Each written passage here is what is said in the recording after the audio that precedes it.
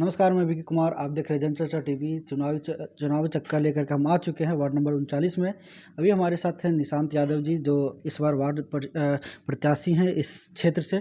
इनसे हम जानें कि आखिर इनका क्या प्लान, किस ब्लूप्रिंट को लेकर के जनता के बीच आ रहे हैं और आखिर जनता इन पर भरोसा क्यों करे। तो सबसे पहले स्वागत है सर हमको हमारे चैनल पर आपका। धन्यवाद। हम जानना चाहें कि आप पार्षद के लिए क्यों खड़ा हो रहे हैं? क्या कमी देखे अपने क्षेत्र में कि आपको लगा कि नहीं, हमको पार्षद के लिए खड़ा होना चाहिए? देखिए, पार्षद के लिए मैं खुद से खड़ा नहीं हुआ हूँ, बल्कि मेरे टोले मोहल्ले और जानने वालों ने मुझे खड़ा किया है। और उन्होंने खड़ा इस उद्देश्य से किया है क्योंकि उन्हें यह कॉन्फिडेंस है मुझ पे कि अगर मेरे जैसा इंसान चुना जाएगा तो निश्चित रूप से लोगों की बात की जाएगी और लोगों के लिए काम किया जाएगा। किस ब्लूप्रिंट को लेकर के आ रहे हैं? क्या आपके साथ योजनाएं आएंगी जनता तक?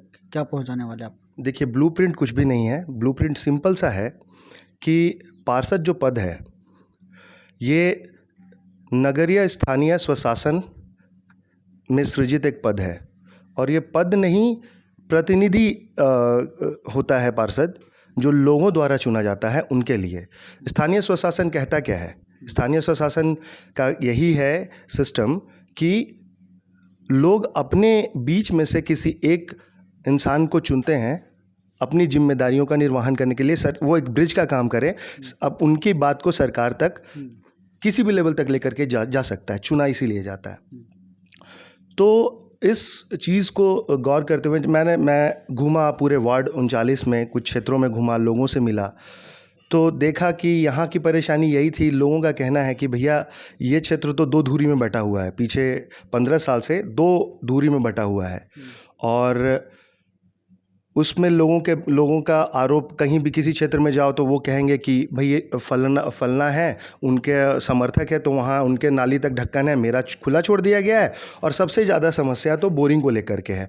बोरिंग सार्वजनिक रूप से आता है मगर कई जगहों पर वो पर्सनल बोरिंग बन गया है। तो मैंने सोचा कि इसका निराकरण कैसे करेंगे, अगर मुझे मौका मिलता है तो कैसे करेंगे। तो पार्षद चुना जाता है मगर वो आम जन के द्वारा चुना जाता है, तो महत्वपूर्ण आम नागरिक है। तो मैंने सोचा कि अगर आम नागरिक को हम विकास के कार्य में सहभागी बना लेंगे तो ये परेशानी खत्म हो जाएगी, पक्षपात की बात ही खत्म हो जाएगी। तो पूरे वार्ड को हमारा ये प्लान है जो हम लोगों के सामने रख रहे हैं, पूरे वार्ड को विभिन्न मोहल्ला कमेटियों में विभाजित कर देना और मोहल्ला कमेटियों के माध्यम से विकास कार्यों में आम जन को सहभागी बनाना। मतलब फैसला लेने का अधिकार आम पब्लिक को होगा, क्रियान्वयन पार्षद करेंगे। किसी भी क्षेत्र में क्या करना है, कौन सा रोड, कौन सा नाली, कितना लाइट, वो डिसाइड करेंगे। तो पक्षपात की बात खत्म हो गई। दूसरा, सार्वजनिक चीज़ वो सार्वजनिक स्थल पे बनना चाहिए। मोटर किसी पर्सनल आदमी के घर में आप रख देंगे तो हो सकता है वो सही तरीके से काम नहीं, वो सार्वजनिक स्थल पे रहना चाहिए। सभी लोगों के सहभागिता से काम हो तो पक्षपात की बात खत्म हो जाती है। दूसरा, पब्लिक को इम्पोर्टेंस मिलता है और स्थानीय स्वशासन इसी बात को कहता है, स्वशासन, पब्लिक द्वारा पब्लिक का शासन।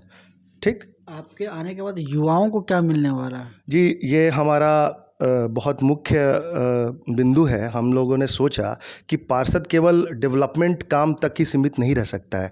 वो प्रतिनिधि अगर चुना जाता है तो अगर वो कुछ इनोवेटिव आइडिया यूज़ करे और अपने क्षेत्र में उस पर काम करे तो स्वरोजगार को, कुटीर उद्योग को जनरेट कर सकता है। जैसे हमारे क्षेत्र में हम घूमे तो देखे कि कई जगहों पे किन्हीं को पापड़ बनाना आता है, किन्हीं को अचार बनाना आता है, किन्हीं को कोई स्किल पता है, किन्हीं को कोई स्किल, और सब लोग कर रहे हैं।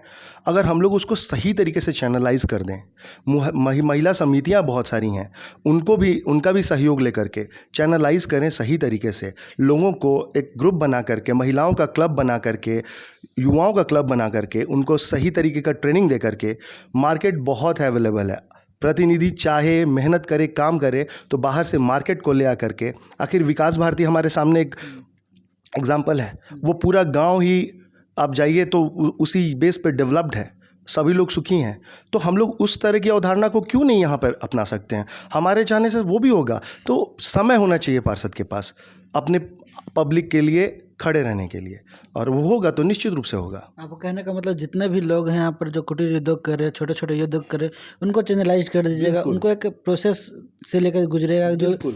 जिससे उसको प्रमोशन हो सकता है। बिल्कुल है प्रमोट ना? करें, और प्रमोट कई करें। लोग जो ट्रेनिंग लेना चाहते हैं, कई लोग कुछ करना चाहते हैं, उनका कई तो ऐसे लोग हमारे, मैंने मोहल्ला कमेटी का फ़ायदा ये होना है ना कि पार्षद चुन जाने के बाद यहाँ लोग समझते हैं कि सर्वज्ञाता अगर वो हो जाए, तो नहीं।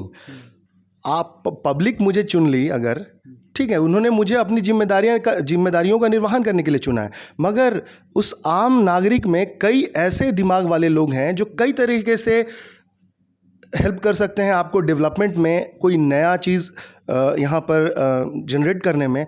आप उनसे राय लीजिए, तो ये मोहल्ला कमेटी होगी ना, एक तरह से ये एडवाइजरी कमेटी का काम करेगी, राय देने का काम करेगी, काम कैसे हो, कहाँ हो। यहाँ पे मोहल्ला कमेटी से मेरा एकमात्र उद्देश्य ये है कि आम जन को महत्वपूर्ण बनाना, उनके एडवाइस पे काम करना। काम कैसा हो, वो खुद अच्छे अच्छे एक से एक लोग बैठे हुए हैं जो कि कई तरह से हेल्प कर सकते हैं कई तरह की चीज़ों को डेवलप करने के लिए। अभी जो युवा हैं वो नशे की तरफ बहुत ज़्यादा अग्रसर हो रहे हैं, उनको लेकर के क्या प्लान है, आप क्या करने वाले हैं? देखिए, उनको लेकर के तो हम लोग जागरूकता अभियान ही चला सकते हैं नशा मुक्ति पे। और जब युवा नशा में डूब रहा है क्योंकि उसके पास बेवजह टाइम है, टाइम ऐसा है कि वो बेसिक योजना में ना जुड़ करके, बेसिक कार्य में घुस के ना घुस करके वो मोबाइल ले ले रहा है, गेम खेल रहा है। उसमें आजकल मैं सुनता हूँ कि गेम में भी पैसा कमा लेते हैं, और उस पैसा का तो इम्पोर्टेंस उसको है नहीं, तो वो गलत तरीके से, समय भी पूरा बचा हुआ है, तो वो समय, जब युवा के पास रोजगार नहीं होगा और पैसा जैसे तैसे किसी भी तरीके से आएगा जुआ से या गेम से, तो वो पैसे का तो यूज़ वही नशा में, उल्टे सीधे जगहों पे होगा। तो युवाओं को हमारा ये प्लान है कि आने वाले समय में कई ऐसे लोग भी इस वार्ड में बैठे हुए हैं जो उन्होंने खुद बताया, एक मित्र हैं, उन्होंने खुद बताया कि भैया हम चाहते हैं कि युवा मोबाइल से छूटें, गेम में इन्वॉल्व हों। तो ऐसे ऐसे लोग हैं, आप ऐसे लोगों का सहायता लीजिए ना। हम, अगर हमें मौका मिलता है ना, ऐसे ऐसे लोगों से हेल्प, उनके सहयोग से स्पोर्ट्स में इन्वॉल्व कराएंगे, एजुकेशन में इन्वॉल्व कराएंगे, नए नए काम में इन्वॉल्व कराएंगे, एंटरप्रेन्योरशिप डेवलपमेंट उनके अंदर कैसे डेवलप करें, उस पे काम करेंगे। और इस काम को करने के लिए कहीं दूर जाने की ज़रूरत नहीं है। इसी वार्ड, इसी क्षेत्र में कई इनोवेटिव माइंड वाले लोग बैठे हैं जिनसे कोई पूछता भी नहीं है, जिनसे कोई राय भी नहीं लेता। तो मेरा यही उद्देश्य है, हम सबको लेंगे, सबके राय से एक अच्छा काम और इसको एक डेवलप्ड वार्ड बनाने का प्रयास रहेगा मेरा। अब महिलाओं को लेकर के, महिलाओं को सशक्त करने को लेकर के क्या प्लान कर रहे हैं आप? जो ये मैंने अभी थोड़ी देर पहले बात की आपसे, स्वरोजगार, कुटीर उद्योग, ये कहीं ना कहीं अब महिला कमिटीज़ जो चल रही हैं, तो उसको सही दिशा दे करके, उसी के माध्यम से, मान लीजिए कि हम 2-3 आंगनवाड़ी को क्लब करके, मिला करके क्लब, महिलाओं का क्लब बनाएं। देखिए, हम पुरुष जो हैं, हमें तो हमेशा समय मिल जाता है, कहीं भी सड़क मोड़ पे खड़े होकर के हम अपना दिल बहला लेते हैं। महिलाओं के पास घर का कार्य करने के बाद कई महिलाएं ऐसे हैं जो नहीं निकल पाती, घर में सिमटी या अकेली बोर हो रही हैं। तो ये इस तरह का क्लब बना करके, महिलाओं का क्लब बना करके उनको इकट्ठा करना, वो कुछ समय बिताएं वहाँ पे, अपनी एक दूसरे की परेशानी सुने, तो उनको एक माहौल देना कि वो भी, मतलब एक अम्यूज़मेंट हो जाए उनका, दूसरा कुछ सीखें वहाँ से। तो इस तरह का प्लान है। और जो कुटीर उद्योग, स्वरोजगार, पापड़ अचार या फिर जिस तरह की बात है, उसमें महिलाओं की ही बात ज़्यादा हो रही है। और जब अगर हम लोग इसको ब्रांडिंग करेंगे, वहाँ पुरुष लड़के भी रहेंगे जो मार्केट करेंगे, मार्केटिंग में जा सकते हैं। ये एक प्रयास होगा, ये ही मेरा प्रयास है कि लोगों से लेकर के, लोगों को एक अपने साथ लेकर के इस तरह का कुछ काम किया जाए, लड़कों को भी सही दिशा मिले, महिलाएं भी अपना जो बचा हुआ समय है वो अपना इंटरटेनमेंट, यानी सही तरीके से इंटरटेनमेंट करें। लोगों, देखिए परेशानियां क्या है ना, हम सबके पास परेशानी है, हम लोग, और परेशानियों का हल भी हमारे ही पास है, सभी के पास। तो हम जब इकट्ठा बैठते हैं तो हो सकता है मेरी परेशानी का हल आपके पास है, ठीक है, आपके परेशानी का हल मेरे पास है। तो महिलाओं को एक ऐसा क्लब प्रोवाइड कराना जहां वो बैठें, अपनी एक दूसरे की परेशानियों पे बात करें, उनका हल भी वहाँ से निकल जाए, कुछ नया सीखने को मिले, ठीक है, कुछ उनको मोटिवेशनल हम लोग प्रोग्राम रख सकते हैं, उनको मोटिवेट करने का कर सकते हैं। तो कई तरह की योजनाएं हैं जिसको हम सोचे हुए हैं, अगर मौका मिलेगा तो लोगों के साथ मिलकर ही कर पाएंगे और करेंगे। महिला सशक्त करने का तो बात आपने बताई, बहुत अच्छी लगी बात।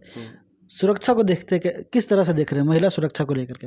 देखिए, महिला सुरक्षा की जहाँ तक बात है तो महिला सुरक्षा को लेकर के हमारे वार्ड में कई क्षेत्रों में बिल्कुल मतलब लाइट की परेशानी है, स्ट्रीट लाइट नहीं है। तो वहाँ पे लगता है महिलाओं को आने में थोड़ा सा वो झिझकती हैं कि अंधेरा है, सन्नाटा है, तो वहाँ चलने में तो स्ट्रीट लाइट की व्यवस्था प्रचुर होनी चाहिए। हमारे ही वार्ड में आइए आप, अगर शर्मा रोड में आएंगे तो हमारे घर का यहीं पास तक चौक तक में स्ट्रीट लाइट मिलेगा। उसके नीचे चले जाइए, फ़िल्टर हाउस है पीछे, वहाँ भी एक गढ़ाटोली नामक बस्ती है, पीएचडी में फ़िल्टर हाउस है। वो जितने भी लोग हैं उनके पास यही परेशानी है कि रात में वो सहमते हैं इस क्षेत्र में निकलने में, क्योंकि अड्डाबाजी गुटबाजी होता है उस क्षेत्र में। हाँ, तो जब 4 लोग वो कुछ ना भी करें तो लोग सहमते हैं। तो लाइट सही तरीके से हर क्षेत्र में होना चाहिए। अगर स्ट्रीट लाइट हो जाए, पुलिस की पेट्रोलिंग अगर होती रहे इन सब जगहों पे, तो अपने आप सब कुछ सुरक्षित रहेगा। ठीक है, अपने वार्ड के जनता को क्या कहना चाहेंगे हमारे चैनल के माध्यम से? आपके चैनल के माध्यम से मैं यही कहना चाहूँगा कि आप इस बार चुनाव सोच समझ के करें। बलशाली लोग, पैसे वाले लोग, बिजनेसमैन, वो उनके पास समय कम नहीं है आपको देने के लिए। उनके पास वो उनके लिए पार्षद का पद एक प्रतिष्ठा का पद है, बस वो उसके लिए लड़ते हैं आपसे, और वो प्रतिष्ठा आपसे लेकर के फिर अपने कामों में उलझ जाते हैं।